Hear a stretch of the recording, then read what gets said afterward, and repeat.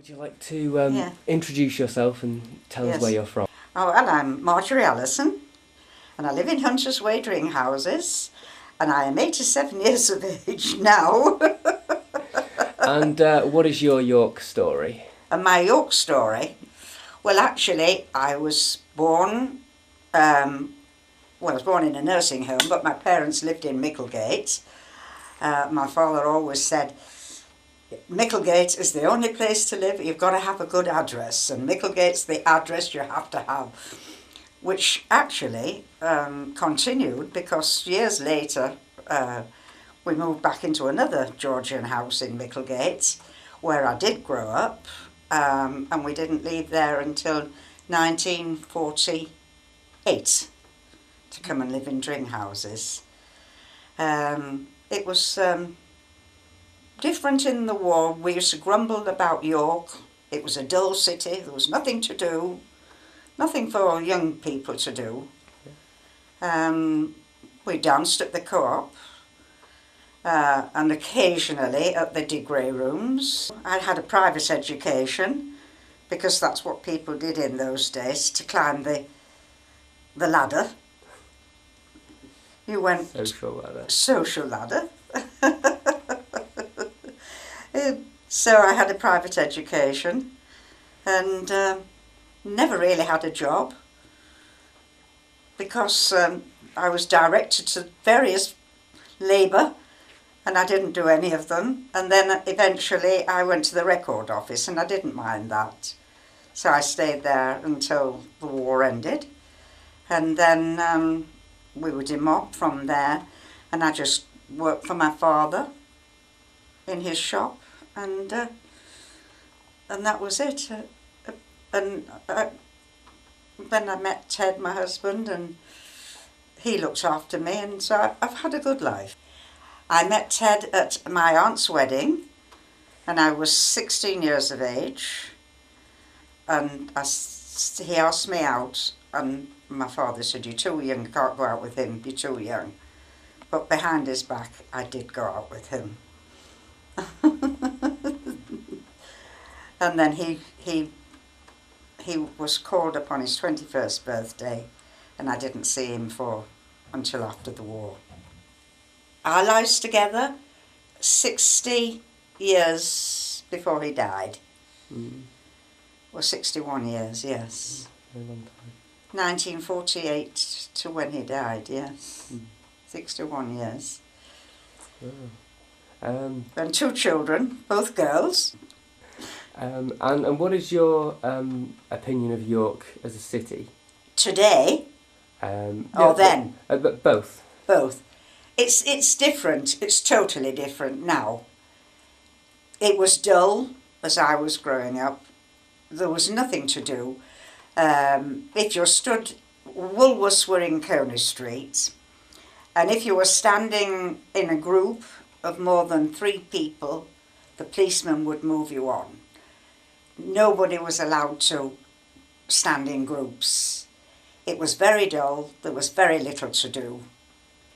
Apart from going to the dancing in the co-op and going to the pictures, there was nothing much to do. And when the war was on, the troops were at the dance hall, and they had to go back by about 10 o'clock in the evening.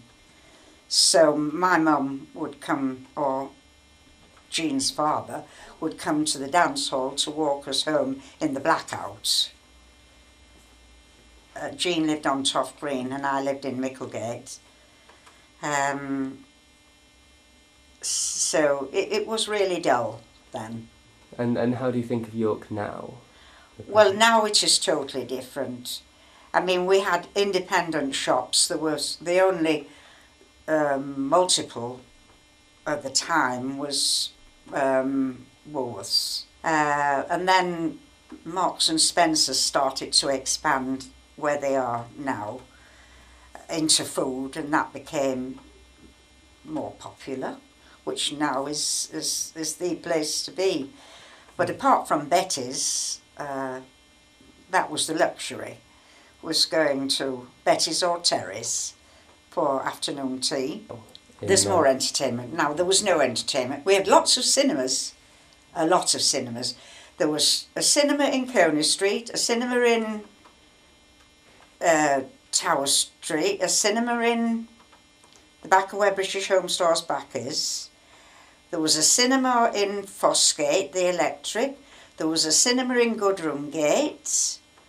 There was the Odeon, the Regal. There was a Regent at Clifton, at Acomb.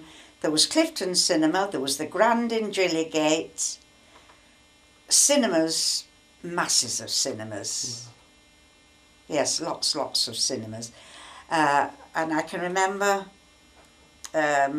on Christmas morning, I think it was the council used to give children a present if their parents didn't have very much money. I can remember the queue, and I can also remember the out-of-work queues for men that didn't get jobs, they didn't have dole. But where Disneyland is now, that was the dole office, and I can see the men all queuing all the way along for jobs.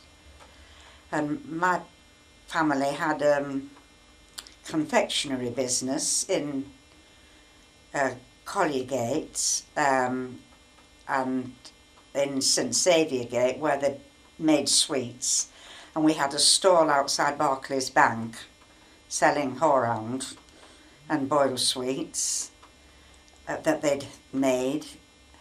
Then I can remember when the bombs dropped on Nunthorpe Avenue, my dad bought all the bricks from the bombed out houses, and my granddad and he cleaned the bricks, and then they built a building on Toff Green, which I think is a nightclub now. Clifton got it very bad. Ted's sister was bombed out. But those days York was very dull. There wasn't a lot to do. No, and we just had private shops. Good shops, but all private. Marshall and Snellgroves, Grisdales, Rowntrees, and where at the opposite side to where the post office is, that was a garage called the City Garage. Then there was another garage in Piccadilly. Then people started moving. Everybody lived over the businesses in those days, and then people started moving out of the city to come and live along Dringhouses. And along the main road, everybody that had lived over the shops in the city were living on Tadcaster Road. What else do you want me to ask you? That's probably fine. Thank you very much.